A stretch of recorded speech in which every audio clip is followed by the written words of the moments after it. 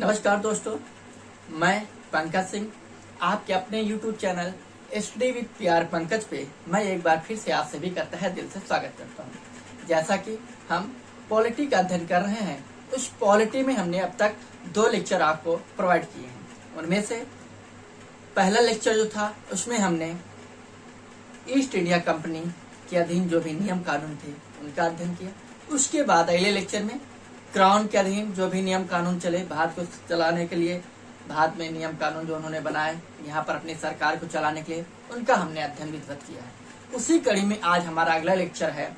जब ये challenge British सत्ता ने, ब्रिटिश गवर्नमेंट ने दिया कि आप अपना संविधान बनाकर दिखाइए, आप में अगर मादा है तो इस चैलेंज को हमने एक्सेप्ट किया। इसकी पुकार, इसकी कॉलिंग कहाँ से शुरू हुई, ये घोषणाएं कहाँ से शुरू हुई कि हमारा संविधान कैसे बनेगा। उस संविधान को बनाने के पहले संविधान सभा गठित की जाएगी। संविधान सभा एक वयस्क मताधिकार के आधार पर गठित की जाएगी। इन सभी बातों, ये सभी अटकलें चल रही थी, तो इन सभी का विधिवत हम अध्ययन करेंगे। और यहाँ पर आपको एक मेन चीज मैं बता दूं, ये जो आज का हमारा टॉपिक है, जो कि आप देख रहे हैं संविधान का निर्माण अर्थात मेकिंग ऑफ द कॉन्स्टिट्यूशन, इसमें पॉइंट टू पॉइंट हम बताएंगे कहाँ पर सन जरूरी है, कहाँ पर डेट के साथ सन जरूरी है, क्योंकि इस टॉपिक से बहुत फैक्ट पूछा जाता है और यहाँ से इसकी एक खूबी है कि डेट वाइज फैक्ट पूछा जाता है। क्लियर? जैसे कि तिरंगे को अर्थात ध्वज को राष्ट्रीय ध्वज का दर्जा कब दिया गया, तो यहाँ पर डेट बतानी होती है।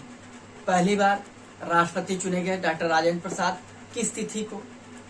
पहली बार राष्ट्रीय गीत को शामिल किया गया, कब, किस तिथि को। राष्ट्रगान को कब शामिल किया गया, डेट वाइज यहाँ पर क्वेश्चन बनता है। प्रस्ताव, जो देश प्रस्ताव पंडित जवाहरलाल नेहरू लाए थे, किस तिथि को लाए थे, पेश किए थे और उसको सर्वसम्मति से कब स्वीकार किया गया। माउंटबेटन प्लान अर्थात योजना कब आई, कृषि मिशन कब आया। तो ये सारी चीजें direct fact to fact question बनते हैं। तो चलिए हम स्टार्ट करते हैं अपना संविधान का निर्माण। चलिए, जैसे कि पहली मैं टाइम टू टाइम मैं लिखता चल रहा हूं। पहला पॉइंट है हमारा 1934, 1934 में। कब? 1934 में पहली बार संविधान सभा की मांग की घोषणा की M.N. रॉय साहब ने। M.N. रॉय साहब, M.N. रॉय अर्थात मानवेंद्र नाथ रॉय। क्लियर? M.N. रॉय अर्थात मानवेंद्र नाथ रॉय ने पहली बार संविधान सभा की मांग की थी। इन्होंने, और ये किस पार्टी से संबंध रखते थे, तो इनकी पार्टी थी स्वराज पार्टी। किस पार्टी से संबंध रखते थे? स्वराज पार्टी। और स्वराज पार्टी का गठन कब हुआ था? प्लीज आप कमेंट के माध्यम से जरूर बताएंगे कि स्वराज पार्टी का गठन कब हुआ और किसने किया था, इसके अध्यक्ष कौन थे और इसके महासचिव या महाअध्यक्ष या उप सचिव कौन थे। प्लीज आप कमेंट के माध्यम से जरूर बताने का प्रयास करिएगा, ठीक है। दूसरी चीज, और ये जो M.N. रॉय थे, ये प्रखर नेता थे। कैसे नेता थे? प्रखर नेता थे। बोलने चालने में बहुत तेज तर्राक थे। लेकिन उसके बाद अगली डेट याद रखना, 1934। कब? सॉरी 1935। 1935 में भारतीय राष्ट्रीय कांग्रेस ने, किसने? भारतीय राष्ट्रीय कांग्रेस ने पहली बार भारत के संविधान को बनाने के लिए एक संविधान सभा की मांग की। कब? 1935 में। क्लियर? इसमें अगली डेट जो आएगी, अगला जो समय है वो है 1938। इस 1938 में पंडित जवाहरलाल नेहरू ने एक घोषणा की कि हम स्वतंत्र भारत के संविधान के लिए संविधान सभा का जो गठन करेंगे, निर्माण वयस्क मताधिकार के आधार पर करेंगे और इस पर किसी भी प्रकार का कोई हस्तक्षेप नहीं किया जाएगा। किसी भी प्रकार का कोई हस्तक्षेप नहीं किया जाएगा। ये बात किसने कही थी 1938 में? पीटी नेहरू ने। क्लियर? उसके बाद पीटी नेहरू की इस बात को अंततः 1940 में ब्रिटिश सरकार ने सैद्धांतिक रूप से मान्यता दी और इसी को जब ब्रिटिश सरकार ने 1940 में मान्यता दी, अगस्त का महीना था, इसीलिए इसको 1940 में अगस्त प्रस्ताव के नाम से भी जानते हैं। अगस्त प्रस्ताव या अगस्त प्रपोजल के नाम से भी हम जानते हैं। इतनी बातें समझ में आई। ये direct fact to fact question है। मोस्ट इंपॉर्टेंट फैक्ट ये है कि सबसे पहले संविधान सभा की मांग किसने की थी, तो आपको पता होना चाहिए सबसे पहले कि संविधान सभा की मांग किसने की थी, एम.एन. रॉय साहब ने।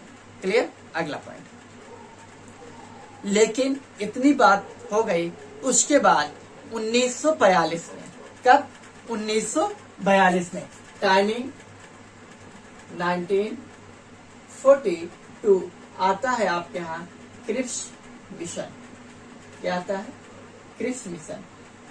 क्रिप्स मिशन, इसके अध्यक्ष थे क्रिप्स स्टेफोर्ड साहब। क्रिप्स स्टेफोर्ड साहब के अध्यक्षता में क्रिप्स मिशन 1942 में भारत में आता है और इसमें इन्होंने कहा कि हम अंततः संविधान के निर्माण के लिए तैयार हैं, लेकिन इन्होंने कहा था अपना ये जो क्रिप्स मिशन था इसमें द्विराष्ट्र सिद्धांत इनका नहीं शामिल था। क्लियर। अब द्विराष्ट्र सिद्धांत न शामिल होने की वजह से मुस्लिम लीग ने इसको मानने से मना कर दिया। इसने मुस्लिम लीग ने इसको मानने से मना कर दिया। द्विराष्ट्र कहने का तात्पर्य यह था मुस्लिम लीग का कि एक भारत दूसरा पाकिस्तान, अर्थात उनका कहना था कि आप एक संविधान सभा के निर्माण की बात मत करें, आप दो संविधान सभाओं के निर्माण की बात करें। एक संविधान सभा भारत के लिए होगी तथा दूसरी संविधान सभा पाकिस्तान के लिए होगी। क्लियर।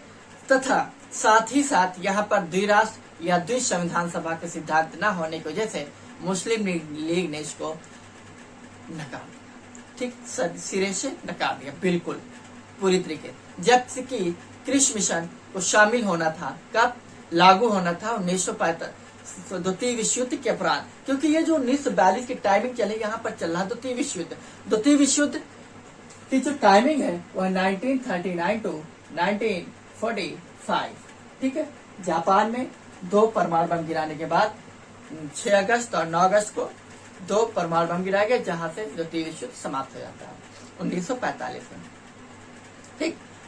यहाँ पर इस क्रिप्स मिशन में एक और कमी थी कि इसमें डोमिनियन स्टेट की बात की गई थी, जो कि डोमिनियन स्टेट को भारत सिरे से नकार रहा था, क्योंकि भारत तो पूर्ण स्वराज की मांग कर रहा था। क्लियर। उसके बाद 1946 में कैबिनेट मिशन योजना आती है। कौन सी? कैबिनेट मिशन प्लान या कैबिनेट मिशन योजना 1946 में। मैं इसको जरा रफ कर दूं।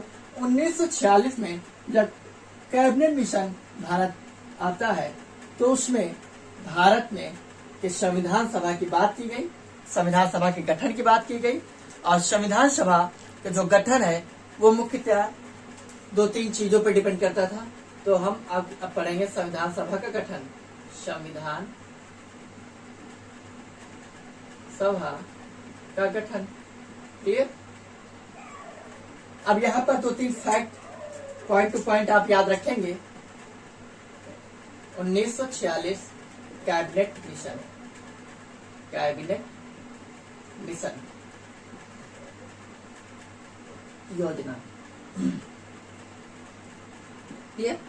इस कैबिनेट मिशन योजना के तहत सीटें 289 सीटों की बात की गई। कितने? 389, 389।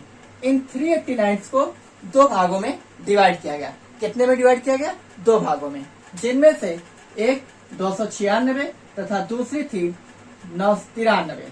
कितनी? 296 तथा 93। ये जो 93 सीटें थी ये देसी रियासतों के लिए थी, देसी रियासतों के लिए थी। अर्थात 93 जो सदस्य आने थे वो देसी रियासत या प्रांतों से आने थे, बल्कि जो 296 थे ये ब्रिटिश भारत से आने थे। ब्रिटिश भारत वह भारत जिस क्षेत्र में अंग्रेज रहते थे, ब्रिटिशर्स रहते थे, उसको ब्रिटिश भारत बोलते थे। लेकिन इसका भी विभाजन 2 भागों में हुआ। क्या हुआ? इनमें से 292 जो सदस्य थे वो 292 सदस्यों का चयन 11 गवर्नरों के प्रांतों से होना था, चुना जाना था। अब बचे 4, इन 4 का चयन जो मुख्य आयुक्त थे, ठीक है, इन मुख्य आयुक्तों के यहाँ से 4 सदस्य चुने जाने थे। तो 296 का विभाजन 292 और 4, और ये 93 देसी रियासतों से शामिल होने थे। अब होगा इलेक्शन। इलेक्शन होगा, ये 1946 जून के महीने में मिशन आता है, और सितंबर, जुलाई और अगस्त में इलेक्शन होता है। और इसमें जो सीटें जो जीत कर आती पार्टी, सबसे बड़ी पार्टी जो बनकर आती वो आती कांग्रेस, जिनमें से कांग्रेस जीतती है, भारतीय राष्ट्रीय इंडियन नेशनल कांग्रेस जीतती है 208 सीटें, मुस्लिम लीग जीतती है 70 सीटें, अन्य अर्थात छोटी और अन्य प्रांतीय जो सरकारें थी वो जीतती हैं 15 सीटें। मुस्लिम लीग 73 सीटें जीतती है। कितनी जीतती है? 73 सीटें। इस प्रकार से सबसे बड़ी पार्टी जो बनकर तैयार उभरती है वो निकलती कांग्रेस। अब मुस्लिम लीग के लिए एक और सरदर्दी कि मुस्लिम लीग ये देख रही है कि अगर हम हिंदुस्तान में रहेंगे तो हमारा यही हाल होगा कि कांग्रेस को इतनी सीटें मिलेंगी, हमें इतनी सीटें मिलेंगी, जिसकी वजह से हम तो बर्बाद हो जाएंगे। ठीक है, हमारी कोई गिनती नहीं होगी, हमारी कोई सुनवाई नहीं करेगा, क्योंकि हम तो पहले ही बगावत कर चुके हैं। और उसके बावजूद अब जब इलेक्शन हुआ, हमने अपनी वास्तविकता मुझे पहचान में आ गई है, जिसके चलते अंततः ये सारी प्रक्रिया के साथ चुनाव होता है। क्लियर? अब यहाँ पर चुनाव हो गया जुलाई अगस्त में, फिर उसके बाद 24 अगस्त, कब? 24 अगस्त 1946, 24 अगस्त 1946, ये डेट वाइज, जितने मैं डेट लिख रहा हूँ डेट वाइज आपको नोट करना और याद करना है। 24 अगस्त 1946 को अंतरिम राष्ट्रीय सरकार की घोषणा की गई। ठीक है, अंतरिम राष्ट्रीय सरकार की घोषणा की गई। ठीक है, कि आप 2 सितंबर 1946 को सरकार का गठन करें। तो अंततः अंतिम सरकार का गठन 2 सितंबर 1946 को हो जाता है। ये अंतिम राष्ट्रीय सरकार की घोषणा कब की गई? 24 अगस्त 1946 को। ये क्वेश्चन पीसीएस से पूछे जा चुके हैं। ठीक है, और 2 सितंबर 1946 को अंतिम सरकार गठित हो जाती है। गठित हो जाती करने के पर अपना कार्यभार संभाल लेती है। इस अंतिम सरकार में के बाद संविधान सभा की कार्य प्रणाली अब हम देखेंगे। क्या देखेंगे? संविधान सभा की कार्य प्रणाली, इसको हम रफ करेंगे। ठीक है, संविधान सभा की कार्य प्रणाली मुख्यतः जो इसकी पहली बैठक होती है संविधान सभा की, वो होती है 9 दिसंबर 1946 को। दूसरी संविधान सभा की बैठक होती है 11 दिसंबर 1946 को। तीसरी होती है 13 दिसंबर 1946 को। तो हम पढ़ेंगे संविधान सभा की कार्य प्रणाली। संविधान सभा की कार्य प्रणाली। क्लियर? चलिए देखते हैं। संविधान सभा की कार्य प्रणाली में हमें ये देखना है कि टोटल जब संविधान सभा बनेगी हमारी, इसमें टोटल 12 संविधान सभाओं की बैठकें होंगी। टोटल कितनी बैठकें होंगी? 12। कुल 12 संविधान सभा बैठक होंगी। तो हमें 2-3 बैठकों को डेट वाइज याद करना है। तो प्रथम बैठक, ठीक है, या पहली बैठक 9 दिसंबर 1946। इसमें क्या क्या हो रहा है ये सारे फैक्ट पूछे जाते हैं और आप याद कर लें। 9 दिसंबर 1946 को जब पहली संविधान सभा की बैठक हुई तो उसमें ये सच्चिदानंद सिन्हा जो संविधान सभा के सबसे वरिष्ठ व्यक्ति थे, उनको अस्थायी अध्यक्ष चुना गया। अस्थायी अध्यक्ष किसे चुना गया? सच्चिदानंद सिन्हा। क्लियर? सच्चिदानंद सिन्हा को। लेकिन ये संविधान सभा का सबसे वरिष्ठ व्यक्ति अस्थायी अध्यक्ष चुना गया। ये प्रणाली हमने फ्रांस से ली थी। कहां से ली? फ्रांस से। ठीक है, अगर आपसे पूछ लिया जाए तो आपको पता होना चाहिए, पॉइंट नोट कर लीजिएगा आप। दूसरा, अस्थायी अध्यक्ष और अस्थायी उपाध्यक्ष। अस्थायी उपाध्यक्ष चुना गया था यहां पर फ्रैंक एंथोनी साहब को। फ्रैंक एंथोनी, किसको चुना गया? फ्रैंक एंथोनी को। क्लियर? यहां से ये 2 पॉइंट पूछे जाते हैं। उसके बाद संविधान सभा की दूसरी बैठक होगी। अब ये होगी आपकी 2 दिन बाद, अर्थात 11 दिसंबर 1946।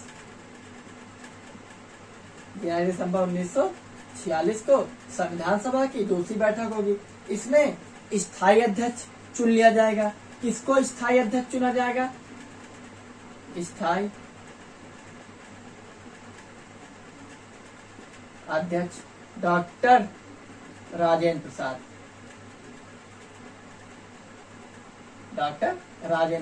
और इन्हें अस्थायी अध्यक्ष जो चुना जाएगा डॉक्टर राजेंद्र प्रसाद को, एक्चुअली में निर्विरोध चुना जाता है। कैसा? निर्विरोध चुना जाता है।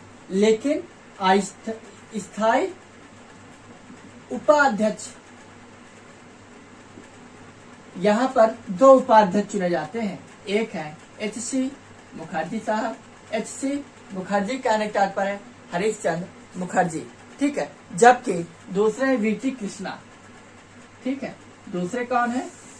V.T. कृष्णा। 2 उपाध्यक्ष चुने जाते हैं। नॉर्मली बुकों में आपको H.C. मुखर्जी भी नहीं मिलते हैं, लेकिन आपको पता होना चाहिए क्योंकि आयोग अब नई नई चीजें पूछ रहा है, तो आपको ये सारी चीजें पता होनी चाहिए। ठीक है, तो स्थायी अध्यक्ष डॉक्टर राजेंद्र प्रसाद, उपाध्यक्ष H.C. मुखर्जी स्थायी। अस्थायी उपाध्यक्ष 2 चुने गए, एक H.C. मुखर्जी, दूसरे V.T. कृष्णा। ठीक है, उसके बाद संविधान सभा की तीसरी बैठक होगी। अब तीसरी बैठक संविधान सभा की होगी 13 दिसंबर 1946। इसमें most important point Pandit Jawaharlal Nehru, इसलिए रेड पेन से लिख रहा हूं, PT पंडित जवाहरलाल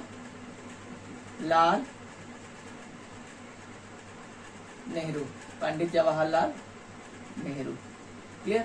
इन्होंने उद्देश्य से प्रस्ताव पेश किया। ठीक है, लेकिन इस उद्देश्य प्रस्ताव को 22 जनवरी 1947 को सर्वसम्मति से स्वीकार कर लिया गया। कब? 22 जनवरी 1947 को सर्वसम्मति से स्वीकार कर लिया गया। इसका चाहे आप स्क्रीनशॉट ले लें, कुछ भी ले लें, लेकिन ये आपको पता होना चाहिए। क्लियर?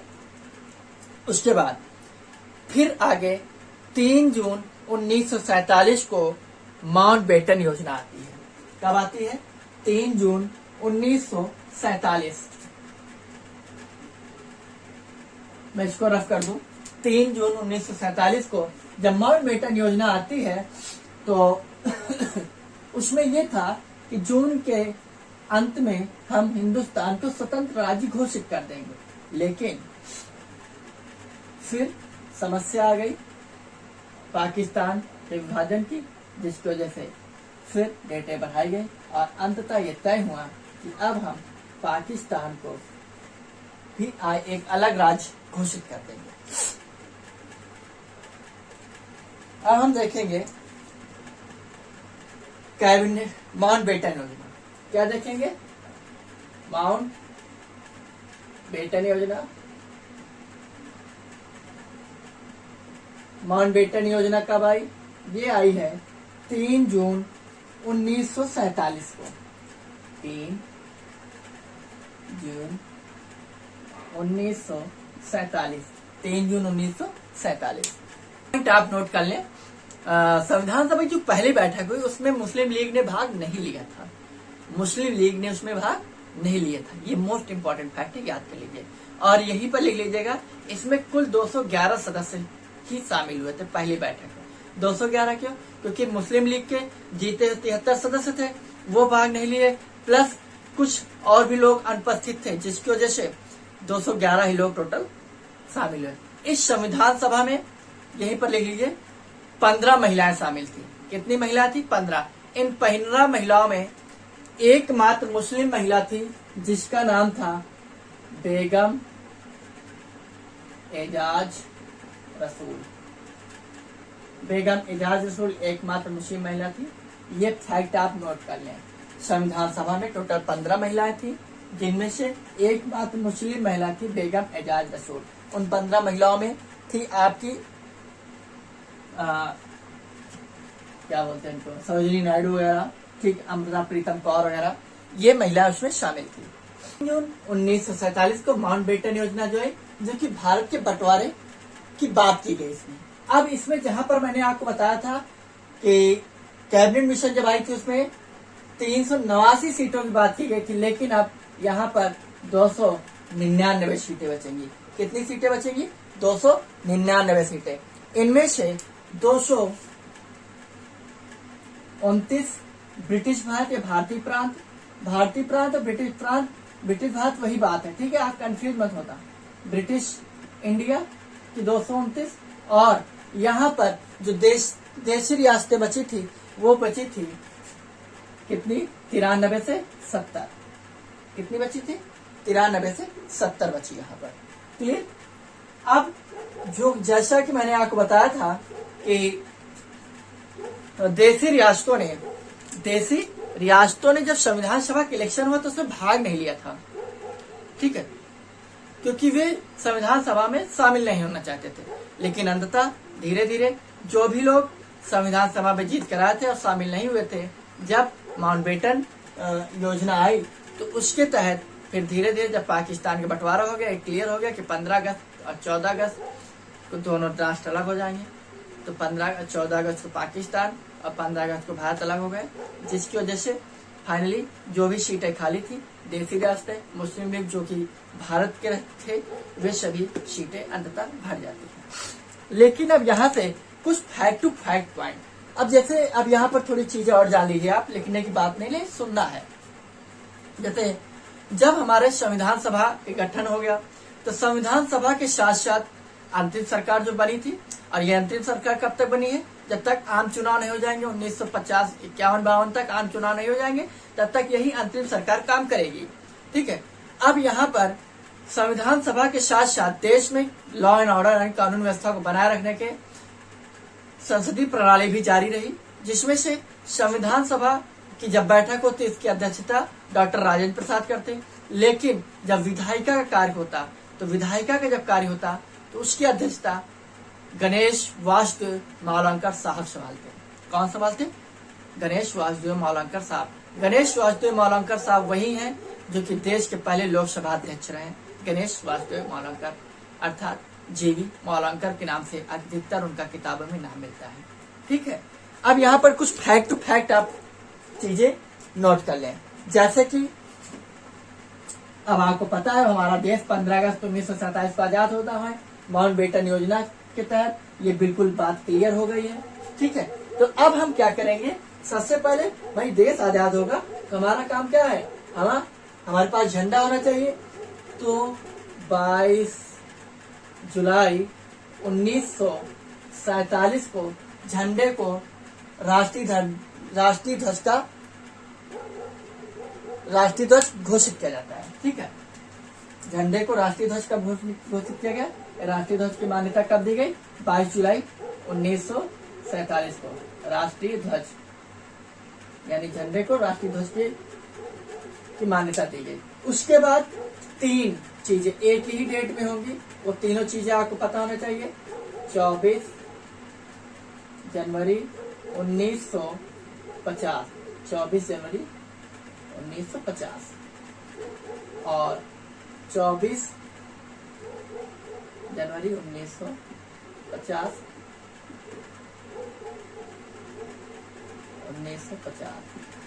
3 चीजें, राष्ट्रगान,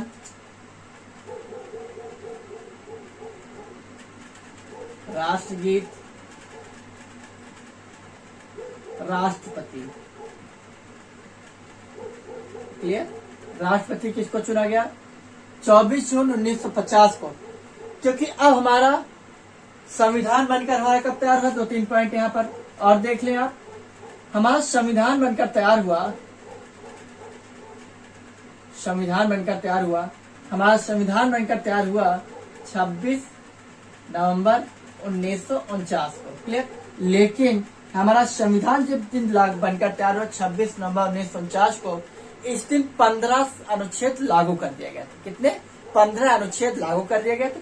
लेकिन अगर इसी दिन हम संविधान को पूर्ण रूप से लागू कर देते, ठीक है, तो हमारे पास 30 जनवरी 1930 को, 31 जनवरी 1930 को हमने ये घोषणा की थी लाहौर में रावी नदी के तट पर कि हम प्रतिवर्ष 26 जनवरी को स्वतंत्रता दिवस मनाएंगे।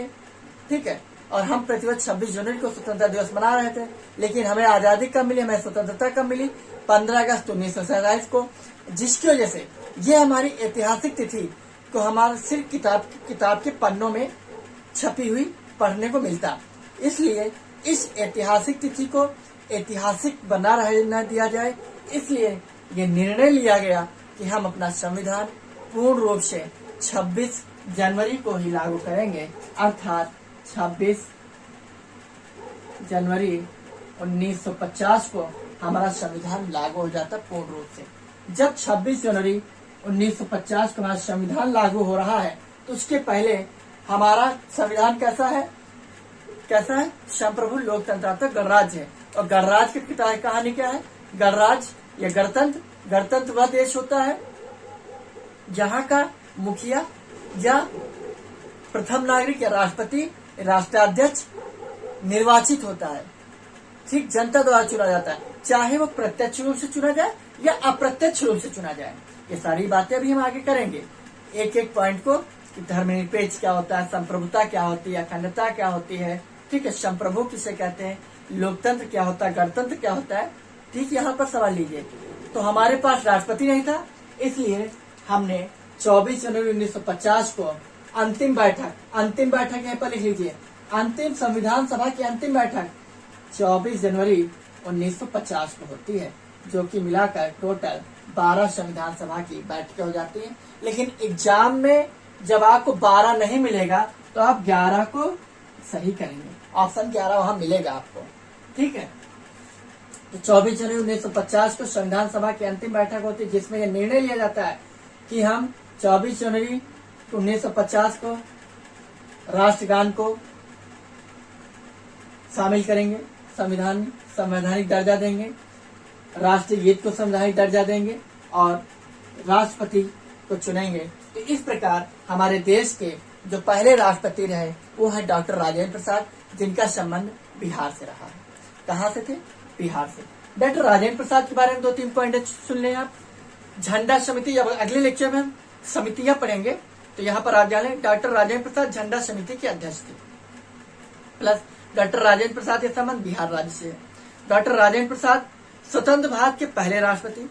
डॉक्टर राजेंद्र प्रसाद स्वतंत्र भारत में अब तक लगातार 2 बार राष्ट्रपति बनने वाले पहले व्यक्ति हैं।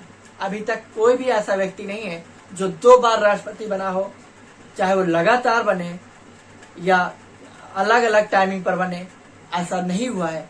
केवल एक ही व्यक्ति हैं जिन्होंने 2 बार राष्ट्रपति पद को सुशोभित किया है, वो है डॉक्टर राजेंद्र प्रसाद, और दोनों ही लगातार। ठीक है, तो इस प्रकार से 24 जनवरी 1950, 24 जनवरी 1950 ये राष्ट्रगान। देखिए, राष्ट्र शब्द आपको मिलेगा, राष्ट्रगान, राष्ट्रगीत, राष्ट्रपति। ठीक, हमारे संविधान को बनने में समय कितना लगा, बहुत पूछा जाता है। तो 2 वर्ष कितना, 2 वर्ष 11 माह और 18 दिन। लेकिन कुछ किताबों में 17 दिन रहता है। उसका रीजन है कि वे 18वां दिन जो है तो कुछ घंटे लगते हैं, ठीक है, जिसकी वजह से 2 वर्ष 11 माह 17 दिन 4 या 5 घंटे का समय लगता है और वहां संविधान बनकर तैयार हो जाता है। या लगभग आप बोल सकते हैं 3 वर्ष, ठीक। तो ये रहा आज संविधान। हमारे संविधान को तैयार करने में 60 देशों के संविधानों का अवलोकन किया गया। 60 देशों के संविधान का अवलोकन किया गया और इसके प्रस्ताव पर लगभग 114 दिन विचार किए गए इसके प्रस्तावों पर, ठीक है। प्लस संविधान बनने में टोटल खर्चा जो आया है 64 लाख रुपए का खर्चा आया है। कितना खर्चा है? 64 लाख रुपए का। संविधान सभा कांग्रेस है, कांग्रेस भारत है। ये कथन किसका है? लिख लीजिए, ये कथन है ग्रेनविले ऑस्टिन का। ग्रेनविल ऑस्टिन का यह कथन है कि संविधान सभा कांग्रेस है और कांग्रेस भारत है। ग्रेनविल ऑस्टिन, संविधान सभा कांग्रेस है, ठीक है, और कांग्रेस भारत है। ये कथन ग्रेनविल ऑस्टिन का है। ये रहा संविधान सभा का गठन कैसे किया, संविधान सभा कैसे बनी, ठीक है। फैक्ट टू फैक्ट सारे पॉइंट मैंने आपको बता दिए, तिथि वार बता दिए। अब यहाँ पर आप कुछ ऐसे पॉइंट हैं जो बहुत ही माइन्यूट डिफरेंस है उनमें, ठीक है। बहुत कम अंतर, आपको बहुत बारीक अंतर है, बहुत छोटी छोटी गलतियों से क्वेश्चन गलत हो जाते हैं। तो हम अगला जो लेक्चर लाएंगे उन पॉइंट पर पहले हम बात करेंगे कि कहां पर हम गलतियां करते हैं एग्जाम हॉल में, ठीक है। तो अब 2-3 पॉइंट तो हम अगले लेक्चर पे पहले उन कंफ्यूजिंग जो पॉइंट्स हैं उन पे बात करेंगे, विचार विमर्श करेंगे। उसके बाद उन पर हम बात करेंगे। उसके बाद अगला लेक्चर संविधान सभा की जो समितियां हैं वो डायरेक्ट चार्ट बनाकर हम आपको बता देंगे, छोटा टॉपिक होगा वो। उसके बाद हम संविधान पॉलिटी की शुरुआत कर देंगे, भाग, अनुसूचियां, आर्टिकल्स विधिवत तरीके से पढ़ लेंगे।